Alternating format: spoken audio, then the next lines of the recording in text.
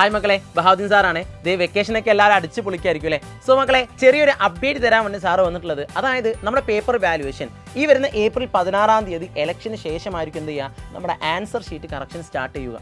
Okay, ഇനി answer sheet correct ചെയ്ത result എപ്പോഴാണ് വരാമെന്ന് അറിയാമോ? 10th പഠിക്കുന്ന സ്റ്റുഡൻസ് ആണെങ്കിൽ മെയ് 8-ാം തീയതി ആയിരിക്കും റിസൾട്ട് വരാം. എന്നാൽ നമുക്ക് +2 കൊമേഴ്സും +2 സയൻസും ഹ്യൂമാനിറ്റീസൊക്കെ പഠിക്കുന്ന കുട്ടികളെ സംബന്ധിച്ചോളം നമുക്ക് റിസൾട്ട് വരാം മെയ് 22-ാം തീയതിയാണ്.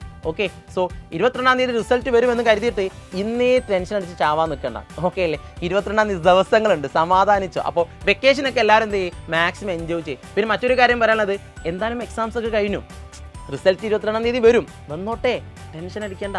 നമ്മൾ ഇനി ചെയ്യേണ്ട കാര്യം എന്താണെന്ന് വെച്ചിട്ടാണെങ്കിൽ നെക്സ്റ്റ് ലെവലിലേക്ക് നമുക്ക് എന്ത് ചെയ്യാൻ പറ്റും, അതിന് വേണ്ടിയുള്ള പ്രിപ്പറേഷൻസ് ഒക്കെ സ്റ്റാർട്ട് ചെയ്യുക എന്നുള്ളതാണ്. ഇപ്പോൾ ടു ബി ഹോണസ്റ്റ്ലി പറയുകയാണെങ്കിൽ ഇപ്പോൾ മെജോറിറ്റി സ്റ്റുഡൻസും ഇപ്പോൾ പ്രൊഫഷണൽ കോഴ്സുകളായ CA, CMA, ACCA ഒക്കെ വേണം എന്ന് പറഞ്ഞ് പല കുട്ടികളും മെസ്സേജ് അയച്ചിട്ടുണ്ട്. സോ നിങ്ങളോട് എല്ലാവരും പറയാനുള്ളത്, നന്നായിട്ട് ഓരോ കോഴ്സിനെ പറ്റിയും പഠിക്കുക. നിങ്ങൾക്ക് താല്പര്യമുള്ള കോഴ്സ് ഏതാണോ ആ കോഴ്സ് ചൂസ് ചെയ്യുക, കരിയർ എക്സ്പ്ലോർ ചെയ്യുക, ലൈഫ് സേഫ് ആക്കുക. ഓക്കെ, സോ ജില്ലാക്കിയിരിക്കും. All the best.